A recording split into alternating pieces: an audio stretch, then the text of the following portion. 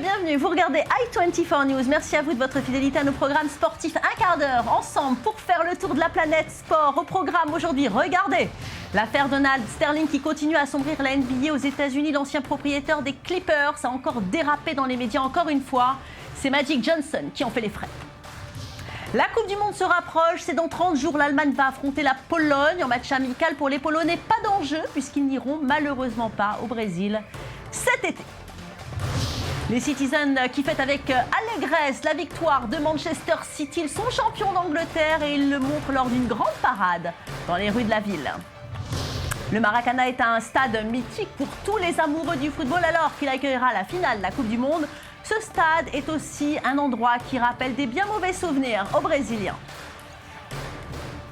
Mais je vous propose tout de suite d'ouvrir cette émission par une interview exclusive de Léo Messi. Il s'est exprimé aujourd'hui sur les chaînes du monde entier. L'attaquant du Barça croit en son club, le Barça. Écoutez-le. Le Barça peut encore gagner la Liga, malgré tout ce qui s'est passé. Et on pourrait dédicacer la victoire à Tito.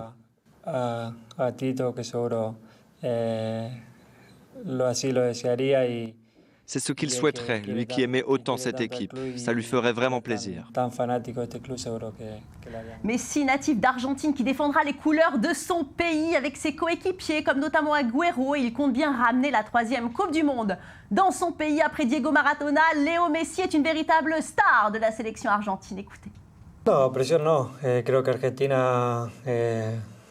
L'Argentine est toujours obligée de se battre pour la victoire finale. L'Argentine est toujours une favorite. Nous sommes dans une bonne période. Nous avons une belle opportunité de faire quelque chose de grand. Nous allons au Brésil avec beaucoup de tranquillité d'esprit et avec l'intention d'atteindre nos objectifs. Léo Messi, grand joueur, certes, mais c'est aussi un papa gâteau. Il parle avec beaucoup d'émotion de sa paternité. Écoutez-le. Avoir un fils, c'est quelque chose de merveilleux. C'est un bonheur tous les jours. Et évidemment, ça a changé mes priorités. Aujourd'hui, c'est d'abord mon fils et puis après le reste. Léo Messi, qui, on l'espère, foulera la pelouse du Maracana, un stade mythique au Brésil. Le Maracana est une véritable institution pour les Brésiliens, mais aussi un symbole d'un très mauvais souvenir. Rappelez-vous, en 1950, la Seleção a perdu en finale de la Coupe du Monde face à l'Uruguay. Dans cette enceinte, même si le Brésil a remporté depuis 5 mondiales, eh bien le Maracana reste quand même le symbole de cet échec dramatique. Peut-être que cette année, eh bien, il portera chance aux hommes de Scolari. Regardez les images. À Rio de Janeiro, le légendaire stade Maracana, le temple du football que tout amateur rêve de visiter. Mais au Brésil, il est aussi connu pour avoir vu s'envoler l'un des rêves du pays. Le 16 juillet 1950, en finale de la Coupe du Monde, la Seleção s'incline face à un tout petit voisin, l'Uruguay. Une défaite 2-1 connue sous le nom de Maracanazo et qui reste 64 ans plus tard une blessure cuisante. Ce qui s'est passé au Maracana en 1950 a été une énorme déception pour nous tous, les Brésiliens. Nous nous attendions à gagner la Coupe du Monde et nous avons été bouleversés de voir l'Uruguay battre le Brésil. Avec un record de 5 titres mondiaux, le Brésil a depuis largement réaffirmé sa réputation de superpuissance du football. Mais pour de nombreux Brésiliens, il n'y a qu'un seul moyen de guérir l'affront du Maracanazo.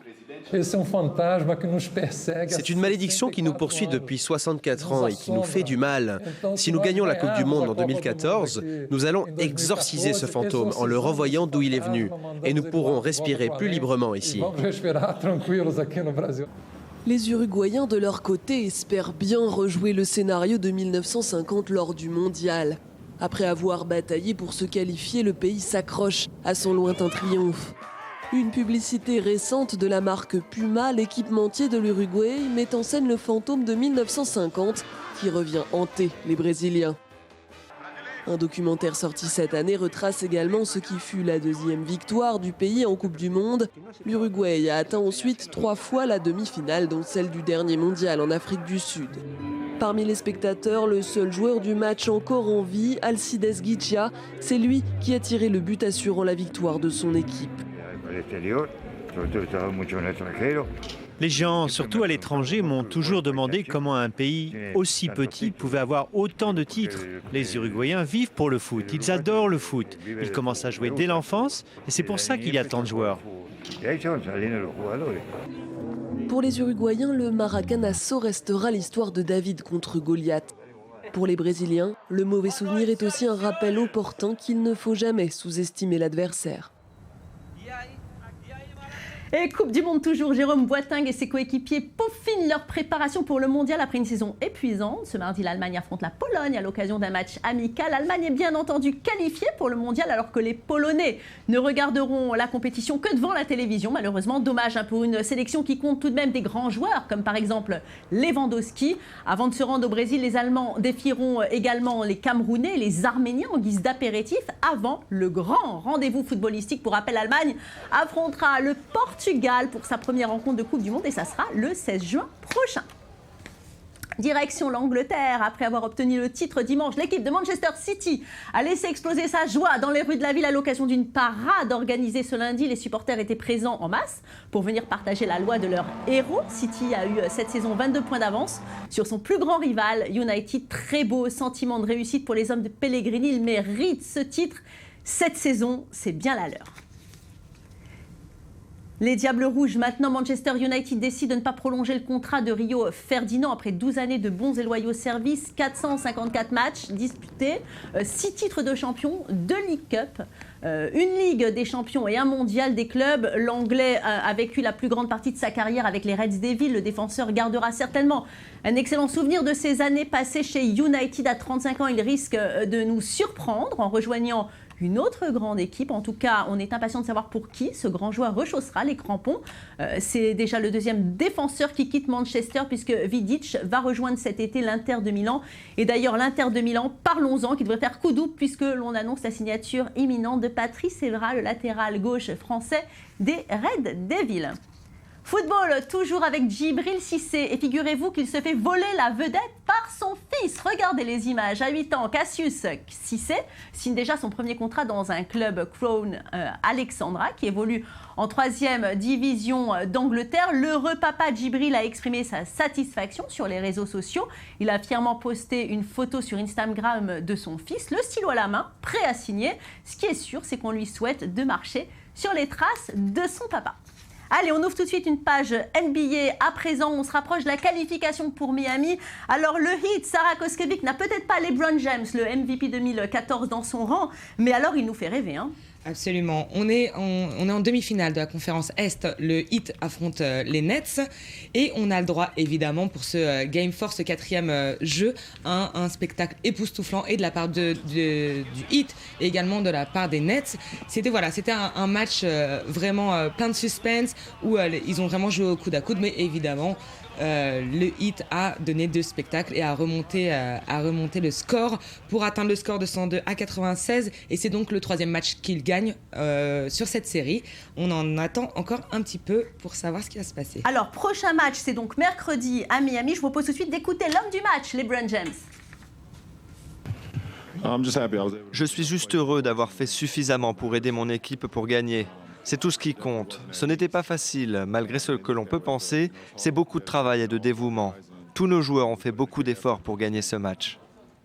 Alors, Sarah, LeBron James, il a encore fait des siennes, hein?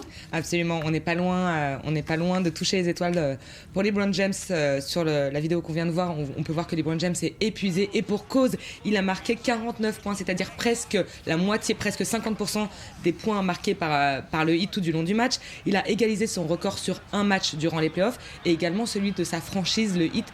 Donc oui, vraiment, là, on peut parler de record. Mais pour l'anecdote, ce qui est très drôle, c'est qu'il reste humble et LeBron James est presque déçu de sa performance puisqu'il en est arrivé à se plaindre après le match en backstage. Il a loupé son lancer franc à la dernière minute du match et ça l'a empêché de battre. Là, il a égalisé son record, ça a empêché de battre son record. On le comprend, il y a de quoi être déçu quand même, si proche. Si proche, mais bon, on est quand même sur des beaux scores là. Alors justement, grâce à cette victoire, on va tout de suite regarder les résultats. Le Heat de Miami n'est plus qu'à un succès de la qualification pour la finale de conférence Ouest. En face, les Floridiens devraient sans doute retrouver les Pacers d'Indiana qui pour le moment domine Washington 3 victoires à 1. À l'Ouest, Portland n'a pas dit son dernier mot face aux Spurs de San Antonio et remporte le match 4. Enfin, les Clippers sont toujours à égalité avec Oklahoma City.